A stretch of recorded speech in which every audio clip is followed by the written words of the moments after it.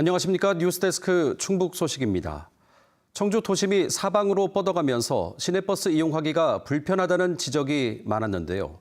오창이나 오송 등 신규 개발지를 중심으로 노선이 다양화됩니다. 어떻게 바뀌는지 조미애 기자가 보도합니다.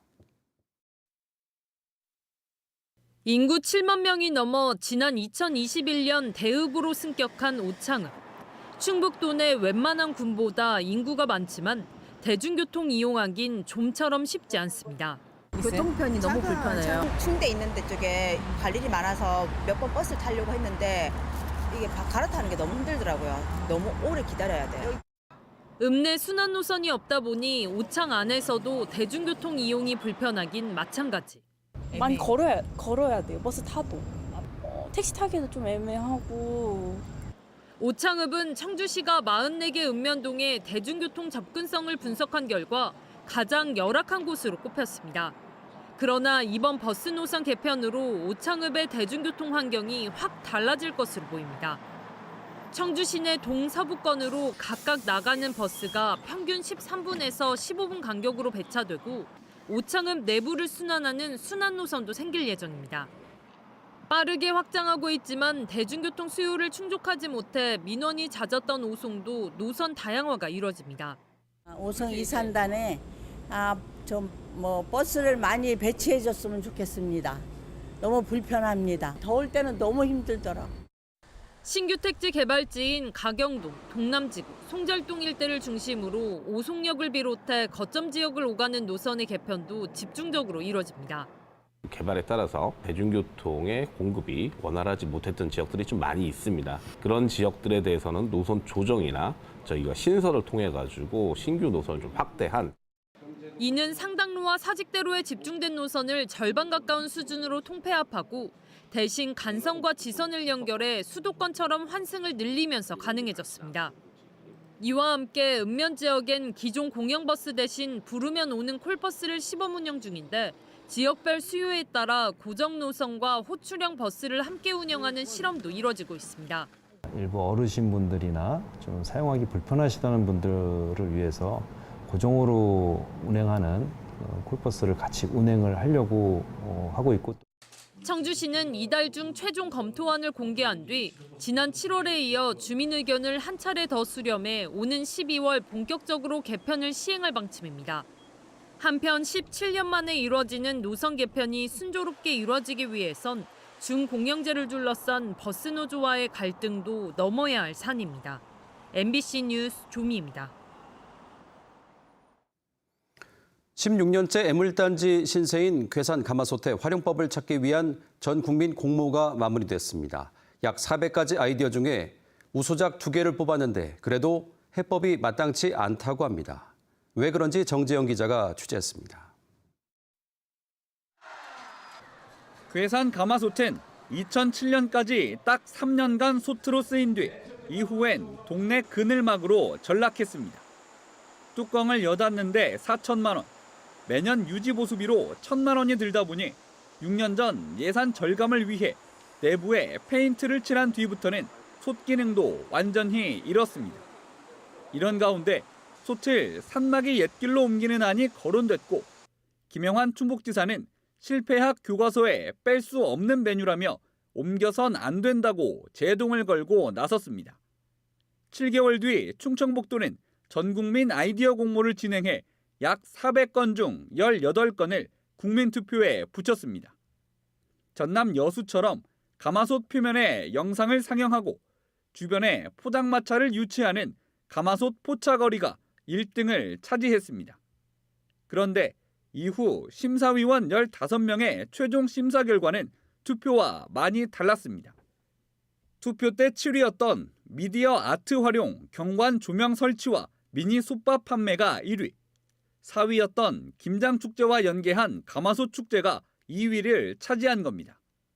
가마솥 포차거리는 7위, 공동 2위였던 실패 박물관과 미니 가마솥 제작은 각각 4위와 8위로 떨어졌습니다. 심사위원들도 여러 가지 국민들이 생각한 부분에 대해서 가점 부분도 인식했겠지만은 그래도 현실적으로 괴산군과 도가 협의해서 나갈 수 있고 또 실체적으로 뭔가 좀 사업할 수 있는 이런 부분에 또 중점을 두지 않았나. 결국 수상작에 선정된 건 우수작 2건 등 9개의 아이디어. 하지만 실제 활용법으로 언제 어떻게 반영될진 미지수입니다.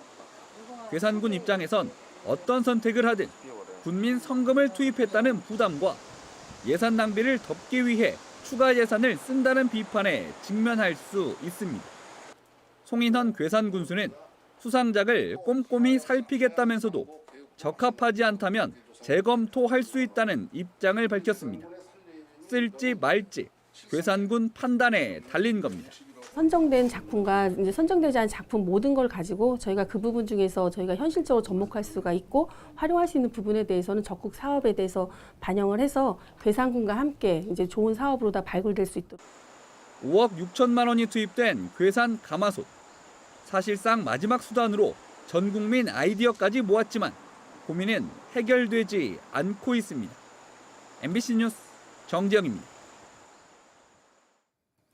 충청북도가 청남대 앞 무인도 개발을 추진하는 것과 관련해 충북환경운동연합은 성명을 내고 대청호를 오염시키는 것이라고 비판했습니다. 충북환경연은 대청호 규제 완화와 청남대 개발은 충청권 식수원인 대청호를 오염시킬 수 있어 반대 여론이 많다며 논란을 만드는 개발 사업 말고 기후 재난으로부터 도민의 삶을 지킬 수 있는 정책을 추진하라고 요구했습니다. 한편 김영환 지사는 20여 년 동안 방치했던 대청호 큰 섬과 작은 섬이 생태계가 잘 보존돼 있다며 레이크파크 르네상스의 대표 공간으로 육성하겠다고 밝혔습니다. 보온 피발령이 라이더들의 성지로 각광받고 있는 가운데 제1회 휠러스 페스티벌이 오는 7일 회인면 일원에서 열립니다. 어린이 자전거 대회 스트라이더컵과 저배기량 바이크 거북이 경주, 모터사이클 정비 점검 체험, 라이딩 소품 중고마켓 등 다양한 프로그램이 마련됩니다. 페스티벌을 주관하는 회인면 청년마을 회인하이는 라이더뿐 아니라 가족 단위 방문객이 국내 유일의 라이더 테마 청년마을의 매력을 느낄 수 있기를 바란다고 밝혔습니다. 오는 6일 개막하는 청원생명축제를 앞두고 소상공인들의 매출 증대를 위해 청주페이 특별 경품 이벤트가 이달 말까지 진행됩니다. 청주페이를 10만 원 이상 사용하거나 청원생명축제장에서 청주페이로 결제하면 청주페이 앱 팝업 창에서 이벤트에 참여할 수 있습니다. 청주시는 전자추첨을 통해 272명에게 스탠바이미 고, 아이패드 에어, 갤럭시 워치 등 1,000만 원 상당의 경품을 제공하며 당첨자는 다음 달 8일 청주페이 앱 팝업 창에 공개됩니다. 충주에 처음으로 친환경 쌀 도정 시설이 들어섰습니다. 농촌진흥청 시범사업으로 충주시 엄정면에 8억 원을 들여 하루 16톤 친환경 벼를 도정할 수 있는 색채 선별기, 정선기, 현미 분리기 등을 설치했고 소포장 시설까지 갖춰 친환경 쌀의 생산과 가공, 유통까지 일괄 처리가 가능하게 됐습니다. 한편 충주 친환경 영농조합 범위는 137개 농가가 64헥타르에서 연간 200여 톤의 친환경 쌀을 생산하고 있습니다. 단양군이 인구 3만 명 회복을 위해 새로 이주하는 전입자에게 가구당 50만 원의 축하금을 지급합니다.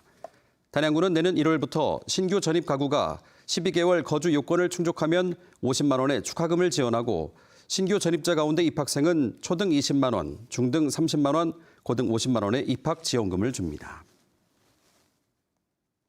충북 소식 마칩니다. 고맙습니다. 찬 공기를 동반한 비구름이